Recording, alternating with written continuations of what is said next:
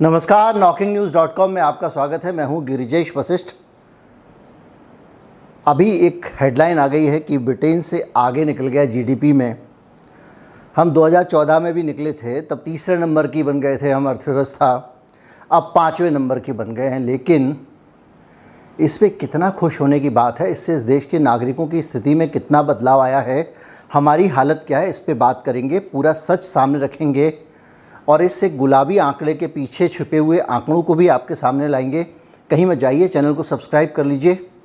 फिर एक पर्दा डालने की जो कोशिश हो रही है, आधे अधूरे आंकड़े जो पेश किए जा रहे हैं, उसका सच सामने लाएंगे।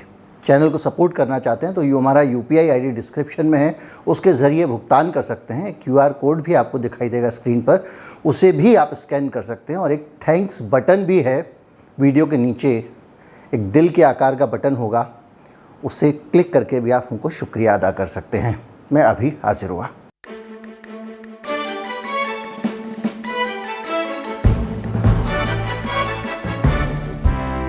पहले भी हम ब्रिटेन से आगे निकले थे जीडीपी में, लेकिन तब हमारा परफॉर्मेंस बहुत बढ़िया हो गया था, यानी हम तेज़ दौड़े थे और आगे निकल गए थे।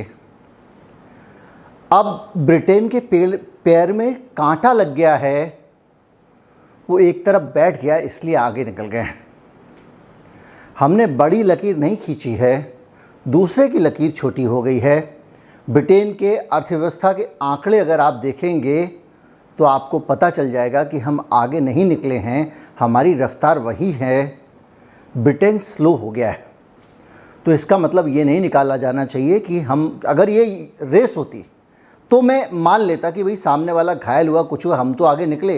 लेकिन ये रेस नहीं है, ये एक आंकड़ों की तुलना है। तो तुलना में जब आप खुद को बेहतर बताएंगे तो आपको ये समझना पड़ेगा कि पूरी तस्वीर क्या है। इसके अलावा और भी चीज़ें देखने वाली हैं कि आपकी जो है वो इकोनॉमी का साइज़ और आपकी आबादी के अनुपात में अगर आप देखें तो कोई तुलना नहीं। लेकिन इस पर कभी डिटेल में फिर वीडियो बनाएंगे। लेकिन अभी हाल में आपको बता दें कि एक नई खबर आई है, अडानी जी को और लोन मिल गया है। 40,000 करोड़ रुपए का लोन फिर से बढ़ गया है, और वो बढ़ गया है होलसिम जो है एक कंपनी थी जिसका इन्होंने एक्विजिशन किया सीमेंट वाली, उसके बाद सीधे 40,000 करोड़ रुपए का इनको और लोन मिल गया है। और इस तरह इनके ऊपर हो गया है 5 साल में, 5 साल पहले इनका जो लोन था सिर्फ 1 लाख करोड़ का था और अब सीधे 2.6 लाख करोड़ का हो गया है।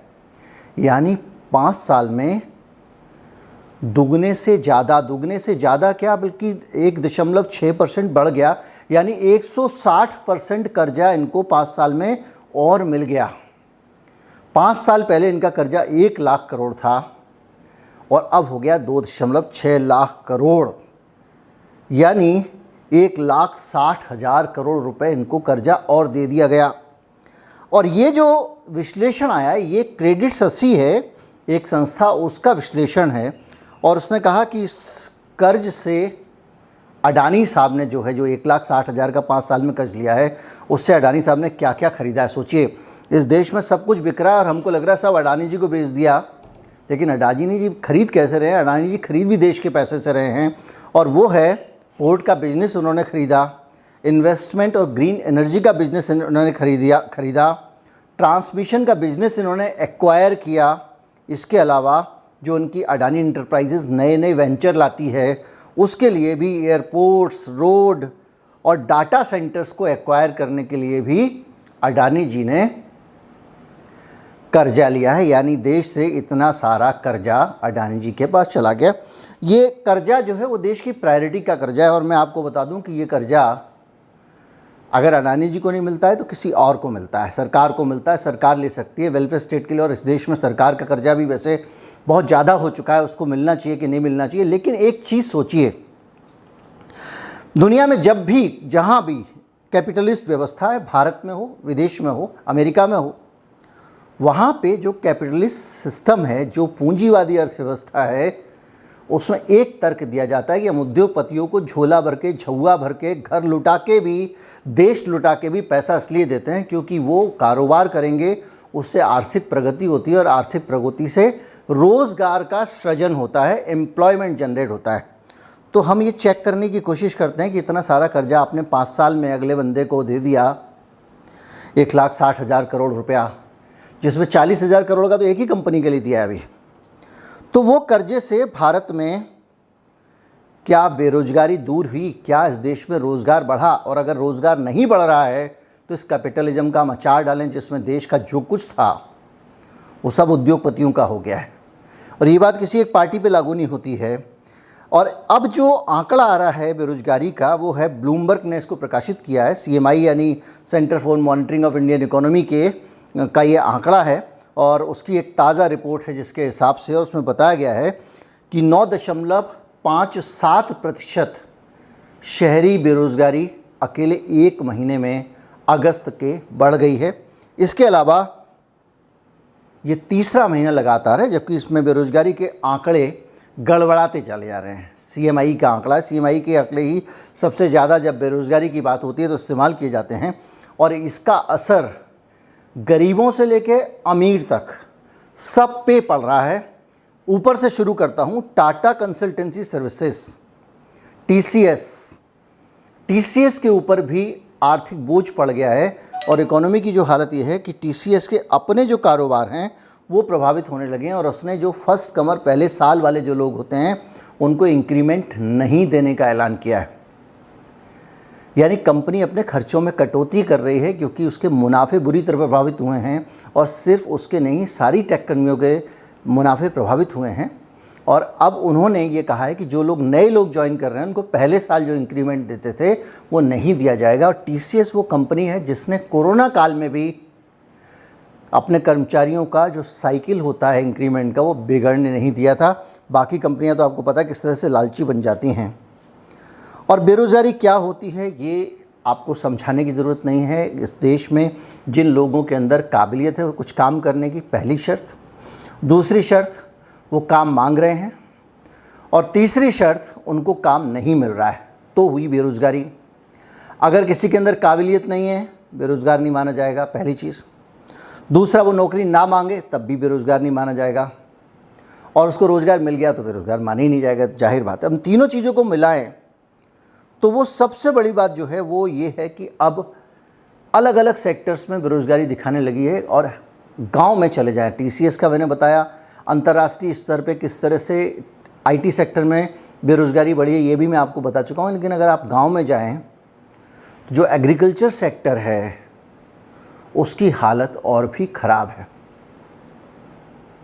एग्रीकल्चर सेक्टर में हुआ ये है कि अब लोग रोज़गार कम होने के कारण बाहर जा रहे हैं नौकरी ढूंढने के लिए, क्योंकि मानसून की कमी के कारण धान की जो रोपाई है वो कम हुई है और उनके पास में काम कम है।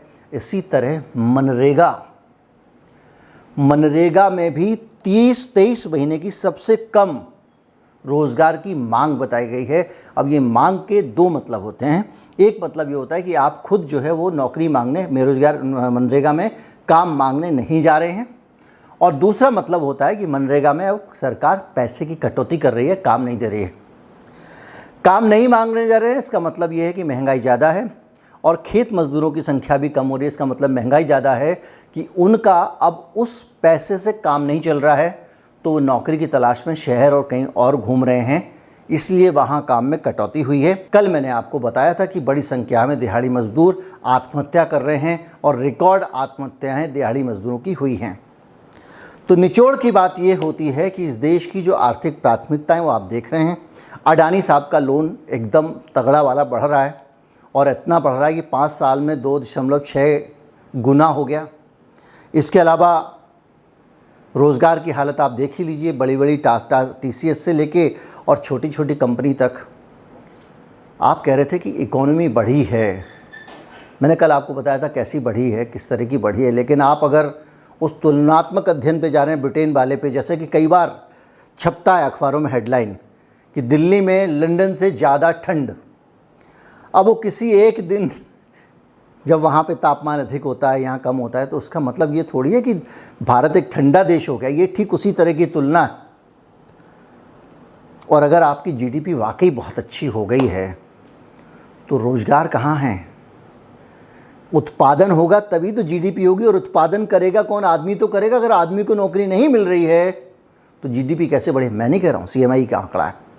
इससे पता लगता है कि हमारे देश में जो मीडिया है वो गोद में बैठ के दूध पीता है और तरह तरह के आपको गुलाबी सपने दिखाता रहता है, जिनका हकीकत से कोई लेना देना नहीं है। हमारी आपकी ज़िंदगी मुश्किल होती जा रही है, हम सब जानते हैं। एक एक चीज़ खरीदना मुश्किल हो रहा है, हम सब जानते हैं। उम्मीद करता हूँ वीडियो आपको अच्छा लगा होगा। अच्छा लगा हो तो ज़्यादा से ज़्यादा लोगों तक पहुँचाएं, चैनल को सब्सक्राइब कर लें। नमस्कार, जय हिंद।